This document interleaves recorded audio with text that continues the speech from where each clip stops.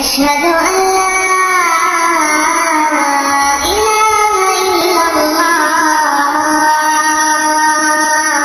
أشهد أن محمدا رسول الله۔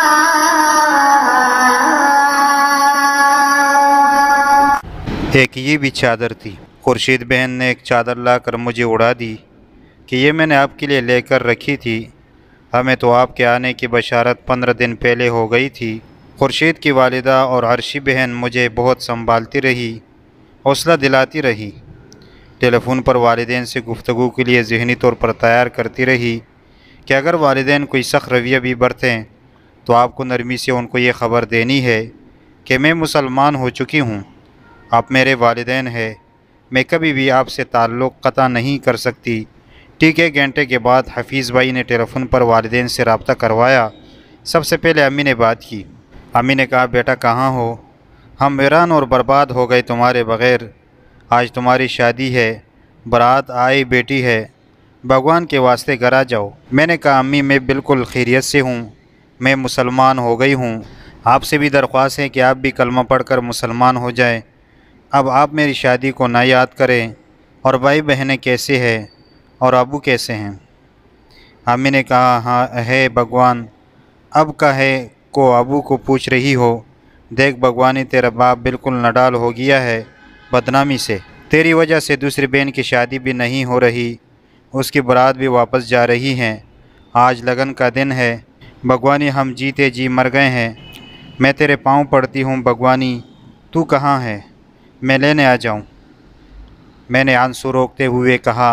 امی اب میں مسلمان ہو چکی ہوں، سب کچھ اللہ تعالیٰ کی طرف سے ہوتا ہے، یہ دنیوی بدنامی چند روزہ ہے، میں اس وقت کسی مدرسے میں کراچی میں ہوں۔ امی نے کہا، تو نام بتا، ہم لینے آئیں گے، بھگوانی رحم کر ہمارے پر، تجھے میں نے جنم دیا، تجھے اس کا واسطہ، دیکھ بھگوانی آ جا ورنہ میں کچھ کھا کے سو جاؤں گی۔ میں نے کہا، نہیں امی ایسا کام مت کرنا، دنیا میں بخشش ہو جائے گی، آخرت میں بخشش نہیں ہوگی، اپنے آخرت مجھ کمزاد کے لیے خراب نہ کرنا، ابو کو دو فون۔ ابو نے کہا، بھگوانی بیٹا یہ کیا کیا تو نے، مجھے اپاہج کر دیا تو نے،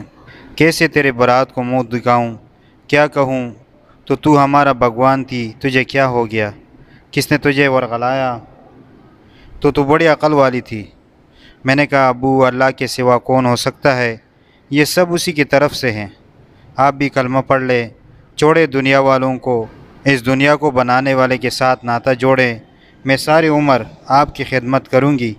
ابو روتے رہے، منتیں کرتے رہے، وہ ابو جو کبھی ہم بیٹیوں سے نظر ملا کر بات نہیں کرتے تھے،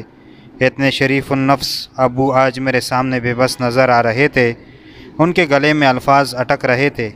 میں تصور میں ان کی حالت دیکھ رہی تھی، کاش کہ غم کا پیمانہ ہوتا، میں لفظوں میں بیان کر نہیں سکتی، میرے احساس غم کا پیمانہ اس لیے قدرت نے نہیں رکھا، صرف محسوس بھی وہ کر سکتا ہے جس پر کوئی دکھ گزرا ہو، ہر دکھ کے اپنے درجے۔ اسی طرح بہنیں بھی روتی رہی، منتیں کرتی رہی، فون رکھ کر آنسو صاف کیے، دیکھا تو خورشید اور ان کی امی بھی رو رہی تھی، فوراً میرے گلے لگ گئی، ہم دونوں پھوٹ پھوٹ کر رو پڑی۔ خورشید کی امی نے ہم دونوں کو چپ کرایا، باہر لا کر پانی وغیرہ پلایا۔ اس اثناء میں عرشی بہن کی کچھ اور کزن وغیرہ جن کے گھر بھی قریب تھے آ گئی، یہ سب لڑکیاں مدرسے کی طالبات تھی، یعنی درس نظامی کی، ان سب سے مل کر عجیب سی خوشی محسوس ہو رہی تھی، جیسا کہ میں اس ماحول کی مدت سے منتظر تھی، طبیعت میں سکون سا اثر رہا تھا۔ ہمیں سپورٹ کرنے کے لیے ہمارے چینل کو ابھی سبسکرائب کر لیں اور بیل کے آئیکن پر کلک کر کے ہماری لیٹسٹ ویڈیو کی نوٹیفیکیشن بر وقت حاصل کریں۔